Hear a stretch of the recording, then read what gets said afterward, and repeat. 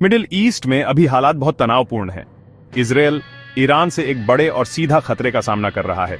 ये सिर्फ बातों की लड़ाई नहीं है, ये तो सीधी मिलिट्री एक्शन में बदल गई है। ईरान ने इजरायल के इलाके की तरफ सैकड़ों ड्रोन और मिसाइलें दागी हैं। वैसे तो इजरायल का मशहूर आयरन डोम और दूसरे डिफेंस सिस्टम ने कमाल का काम किया है, ज्यादातर खतरों को रोक दिया है, लेकिन हमलों की इतनी बड़ी तादाद से उसके रिसोर्सेज पर बहुत ज्यादा दबाव पड़ गया है। ये लगातार हमला इजरायल की डिफेंस कैपेबिलिटीज को कमजोर और खत्म करने के लिए बनाया गया है, जिससे एक ऐसी कमजोरी पैदा हो रही है जिसे देश लंबे समय तक नजरअंदाज नहीं कर सकता। इजरायल के लिए दिक्कत सिर्फ उसकी टेक्नोलॉजी की क्वालिटी नहीं है, जो यकीनन वर्ल्ड क्लास है, बल्कि उसके डिफेंस की तादाद और सस्टेनेबिलिटी भी है। हर एक इंटरसेप्शन मिसाइल पर बहुत सारा पैसा खर्च होता है और स्टॉक पाइल्स अनलिमिटेड नहीं है। दूसरी तरफ ईरान सस्ते ड्रोन और मिसाइलें बड़ी तादाद में बना सकता है। इससे एक खतरनाक असंतुलन पैदा होता है। इजरायल खुद को एक वॉर ऑन एट्रिशन में पाता है, जहां उसके महंगे हाई टेक डिफेंस को कम लागत वाले आक्रामक हथियारों की लगातार बौछार से कमजोर किया जा रहा है। इससे इजरायली सरकार को अपनी पूरी डिफेंस पोस्चर पर फिर से विचार करने और अपनी एयर डिफेंस नेटवर्क को मजबूत करने के तरीके तुरंत ढूंढने पड़े हैं। इजरायल के एयर डिफेंस सिस्टम पर दबाव बेमिसाल है। देश को रिजर्व सैनिकों को बुलाना पड़ा है और अपनी पूरी मिलिट्री को हाई अलर्ट पर रखना पड़ा है। खतरा सिर्फ एक तरफ से नहीं है, ये कई मोर्चों से आ रहा है, जिसमें पड़ोसी देशों में प्रॉक्सी भी शामिल है। ये multi pronged assault strategy Israeli defence को तोड़ने के लिए डिजाइन की गई है। इजरायली आबादी पर भी इसका बहुत ज्यादा मनोवैज्ञानिक असर पड़ रहा है। नागरिक लगातार सायरन और रॉकेट हमलों के खतरे में जी रहे हैं। सिस्टम की लचीलापन हर दिन परखा जा रहा है और एक्सपर्ट्स सवाल कर रहे हैं कि यह कितने समय तक बिना किसी बड़े सपोर्ट के इस तरह के हाई इंटेंसिटी कॉन्फ्लिक्ट को बनाए रख सकता है। यहीं पर इंटरनेशनल कम्युनिटी और खास तौर पर ताकतवर कोऑपरेशनी तस्वीर में आते हैं। इजरायल समझता है कि वह इस बढ़ते संकट का अकेले सामना नहीं कर सकता। उसे न सिर्फ पॉलिटिकल सपोर्ट बल्कि ठोस मिलिट्री और टेक्नोलॉजिकल असिस्टेंट भी चाहिए। इस समय की जरूरत ऐसे पार्टनर्स को ढूंढना है जो बोझ बांटने में मदद कर सकें, एडवांस्ड टेक्नोलॉजी दे सकें और शायद स्ट्रेटेजिक डेप्थ भी दे सकें। टेल अवीव में पावर के गलियारों में अब यह सवाल पूछा जा रहा है कि किस देश में इस मुश्किल समय में आगे बढ़कर मदद करने की क्षमता, अनुभव और पॉलिटिकल विल है। यह एक ऐसा सवाल है जो सीधे इंडिया को बातचीत में लाता है। जब हम एडवांस्ड एयर डिफेंस सिस्टम की बात करते हैं तो इंडिया का नाम अब दुनिया के टॉप देशों में खास तौर पर आता है। कई सालों से इंडिया चुपचाप एक multi layered air defence shield बना रहा है ताकि अपने बड़े इलाके को किसी भी संभावित खतरे से बचा सके। इस शील्ड की नींव मजबूत S-400 ट्रायम्फ सिस्टम है, जिसे इंडिया ने रशिया से खरीदा था। यह सिर्फ कोई मिसाइल सिस्टम नहीं है, इसे अक्सर दुनिया के सबसे एडवांस्ड और ताकतवर long range surface to air missile system में से एक बताया जाता है। ये फाइटर जेट, बॉम्बर, ड्रोन और यहाँ तक कि बैलिस्टिक मिसाइलों सहित कई तरह के हवाई ठिकानों को 400 किलोमीटर तक की दूरी से ट्रैक और तबाह कर सकता है। लेकिन इंडिया की डिफेंस कैपेबिलिटी सिर्फ S-400 पर ही निर्भर नहीं है। इंडिया डिफेंस सेक्टर में आत्मनिर्भर भारत की पॉलिसी अपना रहा है, जिसका मतलब है सेल्फ रिलायंट इंडिया। इससे आकाश सरफेस टू एयर मिसाइल जैसे स्वदेशी सिस्टम डेवलप हुए हैं। आकाश सिस्टम एक medium range mobile missile system है जो एक साथ कई ठिकानों को निशाना बना सकता है। इसके साथ ही इंडिया प्रोजेक्ट कुशा के तहत अपने खुद के लॉन्ग रेंज सिस्टम भी डेवलप कर रहा है, जिसका मकसद S-400 जैसी डिफेंस कैपेबिलिटी देना है। यह मल्टी लेयर्ड अप्रोच, जिसमें विदेशी और घरेलू दोनों तरह के सिस्टम शामिल हैं, इंडिया को एक मजबूत और फ्लेक्सिबल डिफेंस नेटवर्क देता है, जिसे अलग अलग खतरे के सिनेरियो के हिसाब से ढाला जा सकता है। इसके अलावा इंडिया का एयर डिफेंस सिर्फ ग्राउंड बेस्ड मिसाइलों के बारे में नहीं है। इंडियन एयरफोर्स राडार का एक सोफिस्टिकेटेड नेटवर्क चलाती है, जिसमें स्वदेशी swordfish long range trekking radar शामिल है, जो उसके बैलिस्टिक मिसाइल डिफेंस प्रोग्राम का हिस्सा है। यह नेटवर्क शुरुआती चेतावनी और ट्रैकिंग कैपेबिलिटीज देता है, जो एक प्रभावी जवाब के लिए बहुत जरूरी है। जब आप इन ग्राउंड बेस्ड एसेट्स को इंडियन एयरफोर्स के एडवांस्ड फाइटर जेट्स के साथ जोड़ते हैं, जैसे रफाल और Su-30 MKI, जो अपने खुद के ताकतवर राडार और एयर टू एयर मिसाइलों से लैस हैं, तो आपको एक कॉम्प्रिहेंसिव और इंटीग्रेटेड एयर डिफेंस सिस्टम मिलता है। एसेट्स का यह इंटीग्रेशन राष्ट्र के आसमान पर वास्तव में एक अभेद्य शील्ड बनाने की कुंजी है। इतने तरह के सिस्टम को चलाने का अनुभव ही इंडिया की एक और ताकत है। अलग अलग देशों रशिया, इजराइल, फ्रांस और अपने घरेलू उद्योग से टेक्नोलॉजी को मैनेज करना और इंटीग्रेट करना एक कॉम्प्लेक्स काम है। इंडिया ने दशकों में इस कला में महारत हासिल की है। अलग अलग सिस्टम को एक दूसरे से बात कराना और तालमेल से काम कराना सिखाने का यह प्रैक्टिकल ज्ञान एक अनमोल संपत्ति है। इसका मतलब है कि इंडिया के पास न केवल हार्डवेयर है, बल्कि एक modern high tech air defence network को प्रभावी ढंग से चलाने के लिए जरूरी सॉफ्टवेयर और ह्यूमन एक्सपर्टीज भी है। एडवांस टेक्नोलॉजी और ऑपरेशनल एक्सपीरियंस का यह अनोखा कॉम्बिनेशन इंडिया को ग्लोबल डिफेंस लैंडस्केप में एक महत्वपूर्ण खिलाड़ी बनाता है। इंडिया और इजराइल के बीच डिफेंस रिलेशनशिप नया नहीं है। ये एक गहरी स्ट्रेटेजिक पार्टनरशिप है जिसे कई दशकों से अक्सर पब्लिक की नजर से दूर सावधानी से पाला गया है। ये रिलेशनशिप 1990 के दशक की शुरुआत में खिलना शुरू हुई और तब से इंडिया के डिफेंस मॉडर्नाइजेशन के सबसे महत्वपूर्ण पिलर्स में से एक बन गई है। इजराइल लगातार इंडिया के टॉप 3 आर्म्ड सप्लायर्स में से एक रहा है, जो तीनों सेवाओं आर्मी, नेवी और एयरफोर्स में महत्वपूर्ण टेक्नोलॉजी और हार्डवेयर प्रदान करता है। यह पार्टनरशिप आपसी विश्वास और अपने अपने क्षेत्रों में दोनों डेमोक्रेटिक देशों के सामने आने वाली सुरक्षा चुनौतियों की साझा समझ पर बनी है। इस सहयोग का एक अहम पहलू एयर डिफेंस और सर्विलांस टेक्नोलॉजी के क्षेत्र में रहा है। इजराइल ने इंडिया को कई एडवांस्ड सिस्टम दिए।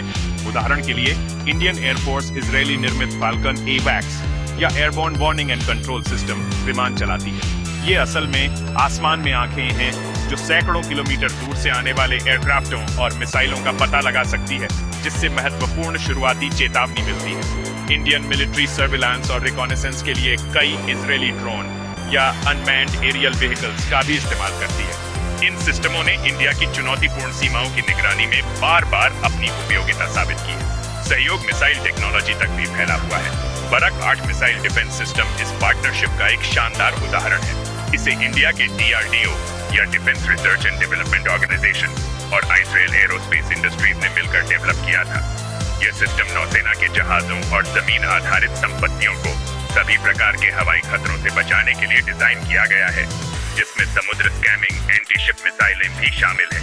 इस तरह के एक कॉम्प्लेक्स और हाईटेक हथियार सिस्टम का सफल संयुक्त विकास दोनों देशों के बीच मौजूद तकनीकी सहयोग और विश्वास के गहरे स्तर को दर्शाता है। ये एक ऐसी पार्टनरशिप है जो एक साधारण खरीदार विक्रेता संबंध से सह विकास और सह उत्पादन के संबंध में बदल गई है। एक साथ काम करने का यह लंबा इतिहास बताता है कि दोनों देशों के डिफेंस एस्टेब्लिशमेंट एक दूसरे के ऑपरेशनल डॉक्ट्रिन, टेक्नोलॉजिकल जरूरतों और स्ट्रेटेजिक थिंकिंग को गहराई से समझते हैं। भारतीय सैन्य कर्मियों को इजरायली सिस्टम पर ट्रेनिंग दी गई है और इजरायली एक्सपर्ट्स ने विभिन्न प्रोजेक्ट्स पर अपने भारतीय समकक्षों के साथ मिलकर काम किया है।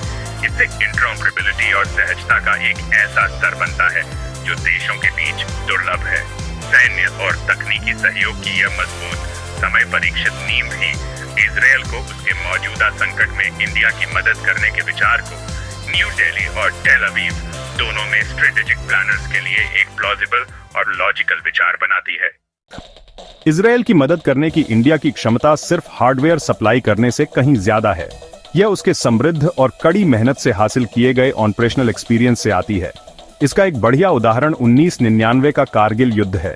उस कॉन्फ्लिक्ट के दौरान इंडिया को ऊंचे पहाड़ी इलाकों में एक बड़ी चुनौती का सामना करना पड़ा था। इसी समय इजरायल ने आगे बढ़कर महत्वपूर्ण मदद दी। उसने एक महत्वपूर्ण मोड़ पर लेजर गाइडेड बॉम्ब किट और सर्विलांस ड्रोन दिए, जिन्होंने इंडियन एयरफोर्स को दुश्मन के ठिकानों को सटीक निशाना बनाने में निर्णायक भूमिका निभाई। इस अनुभव ने इंडिया को मॉडर्न वॉरफेयर में हाईटेक हथियारों और रियल टाइम इंटेलिजेंस के महत्व को सिखाया, एक सबक जो इजरायल की मौजूदा स्थिति के लिए बहुत जरूरी है।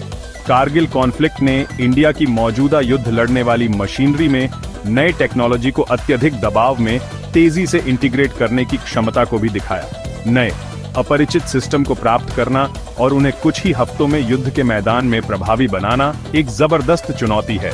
इंडिया के सशस्त्र बलों ने अपनी अनुकूलनशीलता और सरलता साबित की। युद्ध की गर्मी में चीजों को काम करने का यह अनुभव एक अमूर्त लेकिन अमूल्य संपत्ति है। इजरायल वर्तमान में अपनी सुरक्षा को तेजी से बढ़ाने की इसी तरह की चुनौती का सामना कर रहा है। नए सिस्टमों के त्वरित इंटीग्रेशन और ऑपरेशनलाइजेशन में इंडिया का अनुभव इजरायली डिफेंस प्लानर्स को मूल्यवान अंतर्दृष्टि और व्यावहारिक मार्गदर्शन प्रदान कर सकता है। इसके अलावा इंडिया के पास 2 मोर्चों की सुरक्षा चुनौती का प्रबंधन करने का व्यापक अनुभव है, जिसमें पाकिस्तान और चाइना दोनों के साथ सक्रिय सीमाएं हैं। इसने इंडिया को मजबूत कमांड और कंट्रोल संरचनाएं और लॉजिस्टिकल सप्लाई चेन विकसित करने के लिए मजबूर किया है, ताकि एक साथ कई मोर्चों पर बड़े पैमाने पर सैन्य अभियानों का समर्थन किया जा सके। इजरायल वर्तमान में ईरान और उसके विभिन्न प्रॉक्सी से बहुमोर्चे के खतरे का सामना कर रहा है। संसाधन आवंटन, सैनिकों की लामबंदी और विभिन्न थिएटरों में ऑपरेशनल तत्परता बनाए रखने में इंडिया के दशकों का अनुभव इजरायल के लिए एक स्ट्रैटेजिक टेम्पलेट प्रदान कर सकता है। यह रणनीति के बारे में नहीं है, बल्कि एक जटिल बहुआयामी संघर्ष के उच्च स्तरीय स्ट्रैटेजिक प्रबंधन के बारे में है। एक ऐसा क्षेत्र जहां भारतीय सैन्य विचार अत्यधिक विकसित है। मुख्य बात यह है कि इंडिया की सहायता केवल भौतिक प्रणालियों तक सीमित नहीं होनी चाहिए। यह स्ट्रैटेजिक परामर्श, प्रशिक्षण और सर्वोत्तम प्रथाओं को साझा करने के रूप में भी हो सकती है। भारतीय विशेषज्ञ अधिकतम दक्षता के लिए विभिन्न वायु रक्षा संपत्तियों को कैसे एकीकृत करें या ड्रोन झुंडों का मुकाबला करने के बारे में अपना ज्ञान साझा कर सकते हैं। एक ऐसा खतरा जिसका भारतीय सेना भी अध्ययन और तैयारी कर रही है। इंडिया ने कारगिल के पहाड़ों में और अपनी विवादित सीमाओं पर जो सबक सीखे, उन्हें अपने सशस्त्र बलों के भीतर संस्थागत रूप दिया गया है। इस बौद्धिक पूंजी को साझा करना इजरायल के लिए उतना ही मूल्यवान हो सकता है जितना कि मिसाइलों की एक और बैटरी प्रदान करना। इंडिया के लिए इजरायल की मदद करने का सवाल एक कॉम्प्लेक्स सवाल है, जिसमें महत्वपूर्ण अवसर और काफी जोखिम दोनों हैं। एक तरफ मदद करने से एक उभरती हुई ग्लोबल पावर के रूप में उसकी स्थिति मजबूत होगी। यह वर्ल्ड स्टेज पर एक शक्तिशाली बयान होगा, यह दिखाते हुए कि इंडिया अब सिर्फ टेक्नोलॉजी लेने वाला नहीं है, बल्कि सुरक्षा समाधान देने वाला भी है।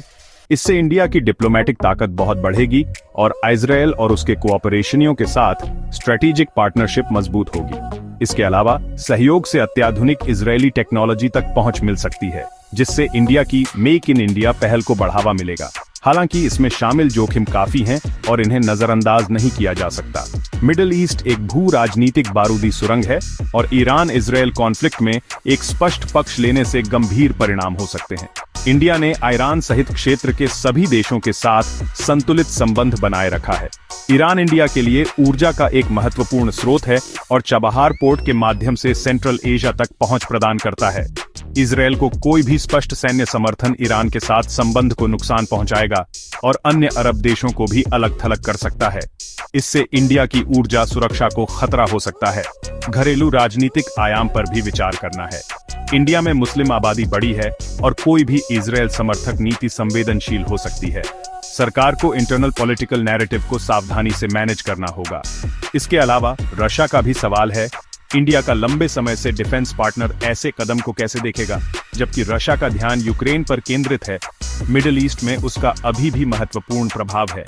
इन जटिल धाराओं को नेविगेट करने के लिए कुशल कूटनीति की आवश्यकता है। इसलिए इंडिया का फैसला शायद एक साधारण हाँ या नहीं होगा। ये ज्यादा संभावना है कि सहायता विवेकपूर्ण तरीके से की जाएगी। इसमें इंटेलिजेंस साझा करना, तकनीकी विशेषज्ञता प्रदान करना शामिल हो सकता है, बजाय सीधे S-400 जैसे पूरे सिस्टम भेजने के। इससे इंडिया एक स्ट्रैटेजिक पार्टनर की मदद कर सकेगा, जबकि अपनी डिप्लोमेटिक बैलेंस बनाए रखेगा। आखिरकार सरकार को स्ट्रैटेजिक लाभों को संभावित लागतों के खिलाफ तौलना होगा। वह जिस रास्ते को चुनती है, उसके लॉन्ग टर्म इम्प्लीकेशंस होंगे।